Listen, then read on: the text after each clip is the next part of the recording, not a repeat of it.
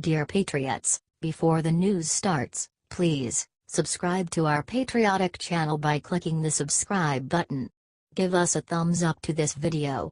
Don't forget to leave your opinion below in the comments section. Share the news on Facebook and Twitter so you friends see it. Thank you. Al Sharpton attacks President Trump for making everything about race. Al Sharpton makes a living out of accusing people he disagrees with of being racists. He wouldn't be famous if he didn't perpetuate racial divisions. However, in a recent op-ed for NBC, he accused President Trump of doing exactly what he does. As we mark 1 year since Donald Trump was elected, the nation is reeling from the loss of 26 people killed at a Texas church.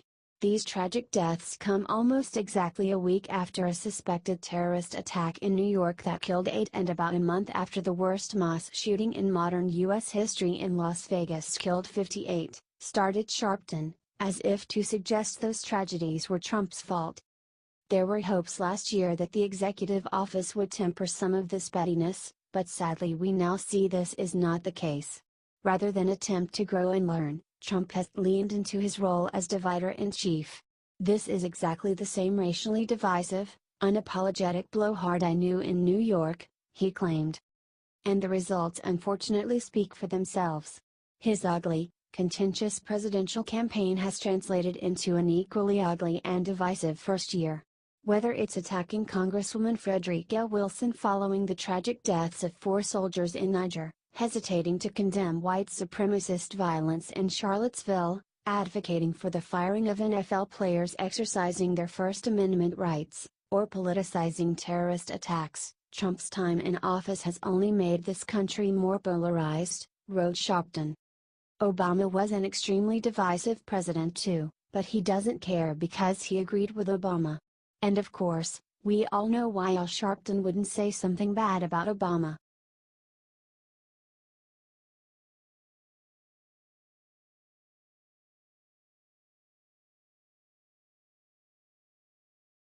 George Takei blames the Russians for him attempting to rape a man. Anti-Trump advocate and former Star Trek actor George Takei was accused of drugging a male model in attempted rape. At first Takei just denied the allegations. Then a Howard Stern video was released of him admitting he grabs shy men by the crotches, that was recorded right before the allegations came out. Now he is trying to claim that this is really all Russia's fault. A friend sent me this. It is a chart of what Russian bots have been doing to amplify stories containing the allegations against me, wrote Takei. He posted photo of trending topics on Twitter with his name on the top. It's clear they want to cow me into silence, but do not fear, friends. I won't succumb to that.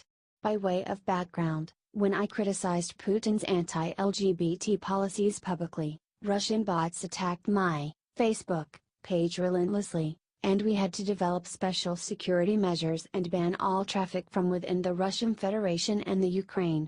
I am accustomed to their practices, he wrote. Does any of this change the Howard Stern interview? Does any of this change the allegations against him? Not at all. But he continues to deny. He apparently realized how stupid those tweets made him look, and he deleted them. Right now it is a he said situation, over alleged events nearly 40 years ago. But those that know me understand that non-consensual acts are so antithetical to my values and my practices. The very idea that someone would accuse me of this is quite personally painful, he tweeted.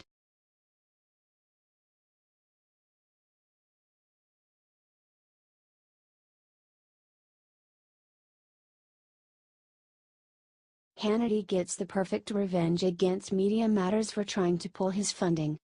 The liberal group Media Matters target businesses and pressure them into dropping the conservative journalists that they sponsor. They recently pressured the brand Keurig into dropping Sean Hannity. Angelo, thank you for your concern and for bringing this to our attention. We worked with our media partner and Fox News to stop our ad from airing during the Sean Hannity show, tweeted Keurig. However, conservatives decided to fight back. Many fans of Hannity have been recording themselves smashing their Keurig products as a sign of protest. Keurig made a decision to pull ads from the @SeenHannity show. This decision is disgusting, and will not be tolerated. Regardless of any response, I am done with you, Keurig. You will regret this decision. Hashtag break your Keurig. Hashtag you stand with Hannity, tweeted one user. I once drank coffee from a Keurig machine and it tasted like communism. Hashtag boycott Keurig, tweeted radio host Stefan Molyneux. Hang tough, at Sean Hannity. We've spent over 8 years educating the American people on the vast and well-funded hashtag progressive smear machine. Those who capitulate to their lies will be held accountable, and that's a promise. Hashtag stand with Hannity. Hashtag boycott Keurig. Hashtag Tea Party, tweeted Tea Party founder Michael Johns. Then Sean Hannity tweeted, I am humbled and speechless and frankly laughing my ass off. I love all my deplorable friends. Thank you and game on. He tweeted, deplorable friends, I am buying 500 coffee makers tomorrow to give away. Details on radio and TV.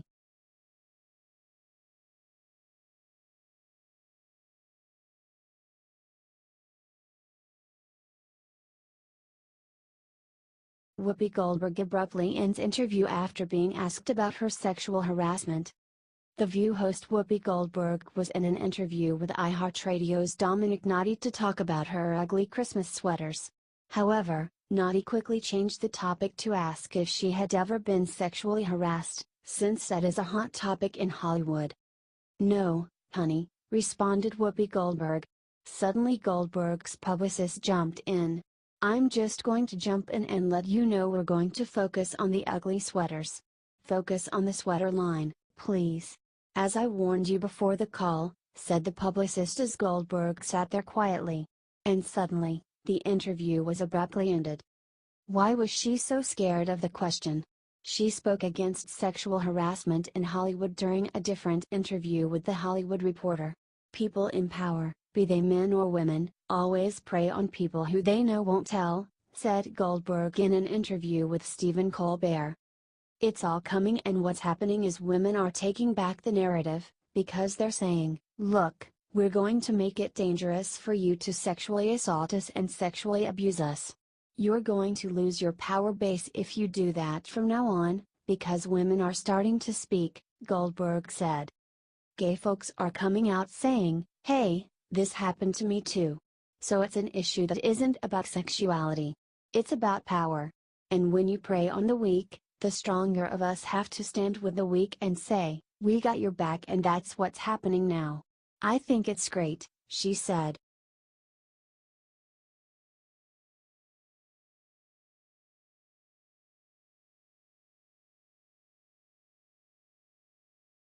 Can my kid be friends with white people? New York Times op-ed promotes racial segregation. Professor Rika Yanka from Yeshiva University wrote an op-ed for the New York Times encouraging parents to teach their children not to trust white people and to stay away from them? Why? Because some white people voted for Donald Trump. My oldest son, wrestling with a 4-year-old's happy struggles, is trying to clarify how many people can be his best friend, he wrote. He then discussed how he tried to teach his son to be more hateful because of politics. But even a child's joy is not immune to this ominous political period. This summer's images of violence in Charlottesville, Virginia, prompted an array of questions. People hate others because they are different, he wrote. A childish but distinct panic enters his voice. But I'm not different. It is impossible to convey the mixture of heartbreak and fear I feel for him. Donald Trump's election has made it clear that I will teach my boys the lesson generations old, one that I for the most part nearly escaped. I will teach them to be cautious, I will teach them suspicion, and I will teach them distrust.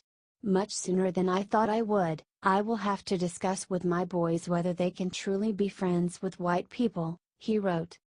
In other words, he is a despicable racist who is trying to make his children hate the world and be racist themselves. The Reverend Dr. Martin Luther King Jr.'s famous dream of black and white children holding hands was a dream precisely because he realized that in Alabama, conditions of dominance made real friendship between white and black people impossible, he wrote.